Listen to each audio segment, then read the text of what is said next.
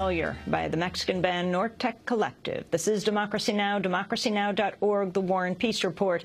I'm Amy Goodman. We are just back from Mexico. The UN climate talks in Cancun came to a close early Saturday morning after 193 countries signed on to an agreement to combat climate change, they said. The deal, known as the Cancún Agreements, commits all major economies to reduce their greenhouse gas emissions, but does not lay out how far overall global emissions should be cut. Researchers from the Climate Action Tracker said the pledges would set the world on course to warm by 3.2 degrees Celsius, which would spell disaster for many of the world's poorest countries on the front lines of climate disruption.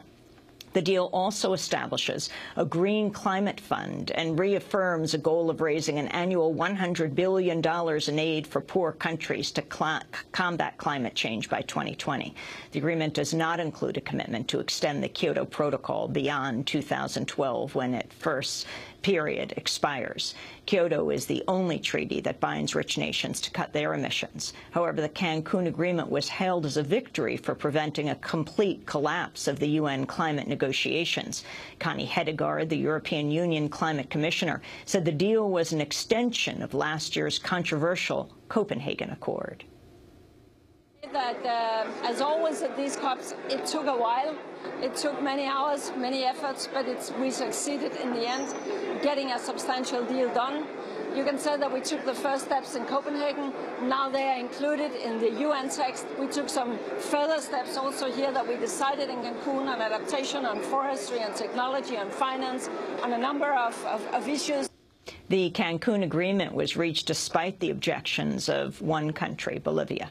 While UN rules usually dictate a consensus of all countries is needed to pass an agreement, Mexican Foreign Minister and Conference President Patricia Espinosa banged down her gavel at 3 a.m. Saturday, saying the deal would move forward without Bolivia's approval. Quiero coincidir con algunas delegaciones que han expresado ya aquí. I want to concur with some of the delegations that have already expressed here that the rule of consensus does not mean unanimity, and much less does it mean the possibility that a delegation can impose a right of veto on the will of everyone. Sobre la voluntad que con tanto trabajo han venido alcanzando. Who have, after so much work, arrived and reached a decision on an agreement. With so much effort and so much sacrifice in some cases, we have come and worked together, this group of countries that are represented here. Hemos venido trabajando conjuntamente este grupo de países aquí representados. Bolivian Ambassador Pablo Salón said he could not sign on to an agreement that didn't guarantee a second commitment to the Kyoto Protocol, and that resulted in a global temperature rise that could result in what Bolivian President Evo Morales called genocide. Salón blasted the United Nations for closing the deal despite Bolivia's objections. Se ha roto una regla que establecida en el marco de Naciones Unidas. Today, a rule which was established in the United Nations framework has been broken, and this generates a fatal precedent. Those who were there know that they have done everything to impose a position. Nosotros vamos a recurrir a las instancias legales que corresponden en el marco de la Convención. We will go to the corresponding legal authorities within the Convention framework, which clearly states this type of case, also the International Court of Justice. For more, we're joined by two guests. Kate Horner is a policy analyst at Friends of the Earth. She joins us on the phone from Cancun, Mexico. And joining us from Washington, D.C., Andrew Light, a senior fellow at the Center for American Progress, specializing in climate, energy, and science policy. He is just back from Cancun. We welcome you both to Democracy Now! Andrew Light, you are supportive of the Cancun Agreements. Can you explain what you think they are and why you think they're so important? Thanks, Amy. I think they're very important because essentially what we did in Cancun this year was to take the skeletal outline that was produced in Copenhagen last year, the political agreement, which could serve as the foundation for a later legally binding agreement, and do two things. Number one, actually give it finally the imprimatur of the UNF Framework Convention on Climate Change, the UNFCCC, the body that just met in Cancun, to give it officially a legal commitment from that body, which it did not have in Copenhagen. And then secondly, expand on the very thin 6 pages from the Copenhagen Accord and actually get 30 very good pages of agreements on forestry, on architecture for a green fund, on adaptation, and on measuring, reporting, and verifying commitments, which we had not seen before. So I think actually we've laid the groundwork finally for moving forward with a legally binding treaty, which could include not just the Kyoto parties, but also the largest emitters of the world, including the United States and China. Kate Horner, your assessment of the Cancun agreements. Well, firstly, just a note on the Copenhagen Accord, which Andrew spoke of, the December 2009 climate talks, at which an exclusive and very untransparent process really ended in acrimony and which led to the drafting of the Copenhagen Accord. That accord was drafted by an exclusive group of countries convened by the Danish government and tabled on a take-it-or-leave-it basis. And as Andrew said, even the Secretary of the Convention noted that it had no standing.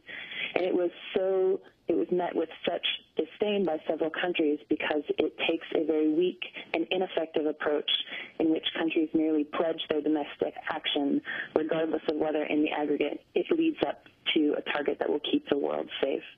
That's the approach taken in the Kyoto Protocol, which so many countries, not just Bolivia, insist on a second commitment period. The developed countries in the world have a legally binding obligation to continue with the Kyoto Protocol and establish a second commitment period. Here in Cancun, the texts fall radically short on this crucial question of curbing climate change because, in particular, they enshrine this pledge-based paradigm with rich countries polluting however much they like. According to a recent UN analysis, the existing pledges in the worst case will lead to in excess of 9 degrees Fahrenheit of warming. That kind of warming will lead to unimaginable suffering around the world. And it's true, there were some advances made on a global climate fund, which is an institution which will help developing countries with mitigation actions to help them deviate from their current development trajectories, which rely on fossil fuels. But there's no money in that fund presently, and the numbers that are referenced in the accord right now are absolutely not commensurate with addressing the scale of the need. So on the whole, it's a very damaging approach, and I think several countries raised very serious concerns about the implications of this accord and the agreements coming out of Cancun for the Kyoto Protocol, which takes a science-based aggregate target. The fund that will be run by the World Bank, Kate Horner? The fund establishes a role for the World Bank. It's a limited role, and I think that was in part because so many developing countries have been so concerned for the last several years about the role of the World Bank. This is not an institution that has climate as its mandate. Even earlier this year, they approved a massive new loan for a coal-fired power plant in South Africa. It's the largest coal-fired power plant in the world. And several developing countries wanted to have a fund established under the convention to be able to meet the objectives of the convention, which is to reduce greenhouse gas emissions. The problem here is that the numbers in the Cancun Agreement, again, reference the numbers in the Copenhagen Accord, in which developed countries are merely required to mobilize jointly $100 billion a year up to 2020. Now, that number is far, far less than what developing countries are calling for, and it absolutely is not commensurate with the scale of the problem that we have in front of us to keep the world in a safe climate future. Andrew Light, your response. Well, a couple things. I mean, first of all, I completely disagree that the Cancun Agreements or the Copenhagen Accord before it locks us into some kind of pledge and review voluntary emissions program. both the Copenhagen Accord and the Cancun Agreements are explicit in that they do not foreclose any structure for a later legally binding treaty. What both of these agreements do is a very good job of, first of all, setting a temperature target at 2 degrees Celsius with the promise to revisit and see if they can actually meet a better temperature target of holding temperature increase at 1.5 degrees Celsius. They invite parties to submit and then have reviewed from an external body their national emission reduction targets, and then that leaves open the place. In fact, specifically in the Cancun Agreements, it says we must go back and look at and try to get targets for emission reductions done in Durban at the next UNFCCC meeting next year in 2011. Secondly, on the Green Fund, I think that, look, we've got to do this one step at a time. The developed countries agreed to a $30 billion in fast start financing up to 2012. Thanks to Japan, largely, which is contributing half of that fund, at $15 billion, they're going to come in and meet those targets. And then we're going to build this fund of $100 billion annually starting in 2020 and then proceeding forward. Of course, I think we're going to have to add more funds on top of that. The Center for American Progress and the Alliance for Climate Protection released a report last Monday calling for a ramp-up period to actually increase the amount of funding between now and 2020 than what it is currently now. So absolutely we need to get more funding mobilized, but I think that we'd have to agree that this is a good start. It's only a start. It certainly does not foreclose options for improving either emission reduction targets in the future or increasing financing for developing countries. Bolivia's opposition, Andrew Light. Well, Bolivia's opposition, I think that the clear, it was not just the Mexicans gaveling through the Bolivian opposition. When Patricia Espinosa did that at 3 a.m. on Saturday morning, she clearly had the full support of the hall behind her, all the other 193 parties. So basically the Cancun Agreements have been signed off on now by the least developed countries, the Group of 77 representing all the developing countries, the African Union, the Association of Small Island States. I'm basically going to trust them in their judgment that they're happy with the Cancun Agreements as the basis for something going forward. I think it would really be presumptuous to consider otherwise. In fact, the way that the rules of the UNFCCC are set up, Bolivia has the right to officially protest the fact that their one single objection was gavelled through against the other 193 parties. They chose not to do that. If they had actually levied an official objection, then what would have been called for under the rules of the convention would have been a floor vote. I think that Patricia Espinosa saw that there was no need for calling a floor vote, given that Bolivia did not levy an official objection, and so I'm glad to see that we're moving forward despite the objections of one party. Kate Horner, your response, and then add the role of the United States.